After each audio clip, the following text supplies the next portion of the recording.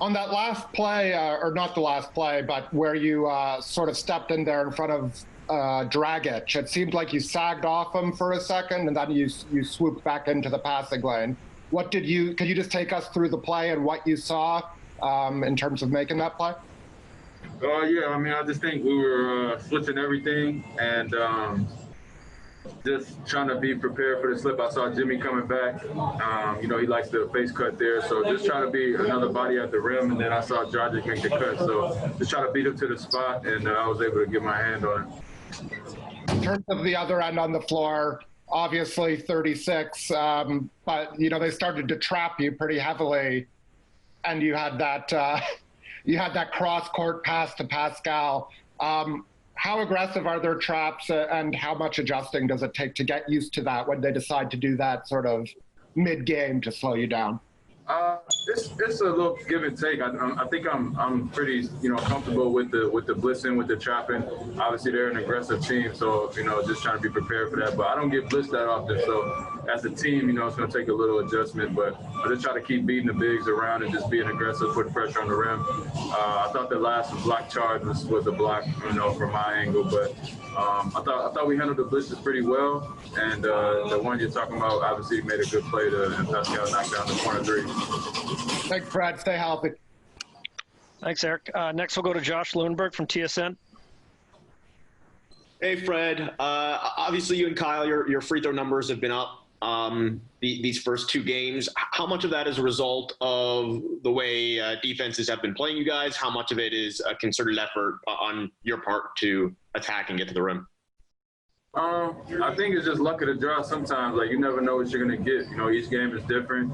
Each officiating crew is different. And the way they're calling the games are always different. So you never really know. I think today I just wanted to be a little bit more aggressive. I knew it was an early start, and we had to create our own energy. So took a nice little energy shot before the game so I could get my wheels going and just trying to keep putting pressure on the rim, and I was able to get to the line. Tailoring the defensive game plans to each team, each game, as well as you guys do as a team, how much of that is preparation in terms of scouting report, game planning? How much of that is the collective IQ defensively of this group? It's a little bit of both. I mean, I think we got, one of the better coaching staffs in the league, starting with Nick and working down. Those guys, they work relentlessly on giving us the best look. And then we got a veteran team who can lock into the game plan and stay locked in to switch, whether it's possession to possession, quarter to quarter, game to game. We're switching schemes and we're doing different things and just not giving the same look over and over again, keeping them guessing. Thanks, Fred. Congrats on the game. Thanks. Next is Michael Grange from Sportsnet. Hey, Fred. Good. Can you hear me? Yeah? Oh, amazing. I didn't screw it up. That what you were talking about the defensively, all the different switches and different looks that you give a team, and it seems to me like you spend as much time in the half court directing other guys and pre-switching stuff. How much do you enjoy that part of your role, and how long did it take you to get really comfortable directing traffic like that? I think from day one I was doing it. Obviously I keep growing in my role. I never was the most outspoken guy coming in just because I didn't know how people would receive it, when I wasn't playing. But now that I'm playing big minutes, I think guys are respecting my voice, and I'm seeing things. I'm talking with the coaches before the games, during the games, and just trying to anchor our, we got two of the best anchors down low with Marcus Surge, and then, me and Kyle are directing the rest. So just trying to keep guys in the right spot. We're communicating. When we mess up, we're trying to see how we can do it better. And when we're successful, how do we continue to do that? So just staying locked in, that's probably my favorite thing that I do. And, it gets the least amount of credit. So it's a fun, job to have, knowing, that my teammates can count on me on that side of the floor. And offensively, Fred, what is more meaningful to you, a career high 36, or that you got 3 more than Kyle did the other night? No, that's a double whammy right there. I'll take that. I couldn't beat Norm's 37. I got ran out of gas, but I should have had 40.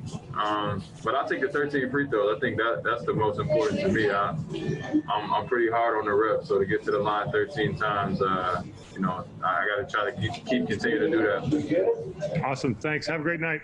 Thank you. Next is Tim Bontemps with ESPN.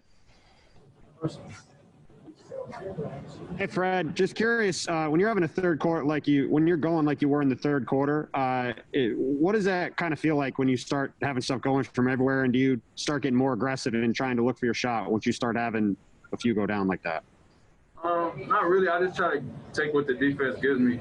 I've done it before. I've had big games before. It's not, the craziest thing in the world for me. I got, extreme confidence. So just taking what the defense gave me, I thought there was a spot for me there in the third where we were up big and they made their run, and then I needed to make a couple plays. So just finding the look, finding the touch, and my teammates did a good job of screening and finding me in good spots. And obviously I got loose there for a couple buckets, and just trying to do anything possible, for us to win. And tonight, that meant scoring the basketball. Thank you. Thanks, Tim. We'll go to Gary, who should be in person there. Right here, Fred. Saturday, you guys beat the Lakers. And you kind of there's a buzz about how good you guys are, although you guys already knew that. You come back here and win today. You guys might be under the radar. Is being there and bringing more attention to your team? There's more eyes and see how good you guys are this year. I'm gonna be honest. We don't really care. Truly, we really don't care. We did it all last year. We got a lot of attention when we got Kawhi, and then we got talked down upon the whole year. And then when you win, you get all the credit you could ever ask for and more. So. If we make it to the championship, we win the championship again, we'll get enough credit and all the recognition you could ever ask for. So I think we could see the big picture and understand that it's not really about everything leading up to it. Our ultimate goal is to win a championship, and whatever comes with that comes with All done, Phil? Sorry, next we'll go to Aaron Rose from SI.com. Go ahead, Aaron. Hey, Fred. I want to ask you about that play. You kind of lined up Iguodala and hit a shot over him at the top of the arc. How were you feeling in that moment, and kind of what was going through your mind? Again, I think I had made a few, just trying to find a spot, shot clock winding down.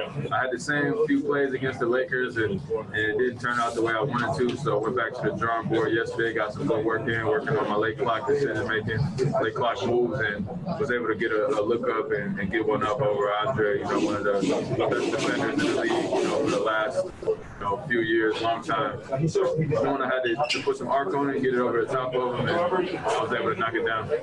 Did you say you had a energy shot before the game? Is that something you normally do, and are you going to do it again? Yeah, I normally do during the season, but obviously a lot of the routines are different here. So Scotty was able to pull one out the bottom of his bag, for the 130 tip-off to get me going a little bit. So usually more so for earlier games than later games, but hopefully we can get a shipment in. Seem to work. Thank you. Last question today, we'll go to Louis Zeitzman from Raptors Republic. Go ahead, Louis. Hey, Fred. OG did such a good job guarding Bam today. How much does it change the texture of your defense when you're able to throw a nominal three at another team's huge center? Yeah, OG really a 5, so it wasn't that much of a mismatch. We make that joke with him all the time, but no, he was great for us. To go from guard LeBron to Bam tonight, wherever we play next, he's our primary defender, and I think the more he relishes that role, the more successful we're going to be at that size and speed and strength. He could cause your defense a lot of problems. So we need him to be our primary stopper, and that means he's going to be guarding a long list of guys. And tonight he had Bam. I thought he did a great job of setting the tone early and allows us to switch and fly around and keep our bigs out of foul trouble for the most part, keep them, guarding the rim. So just gives you that versatility that we talk about all the time and having different options.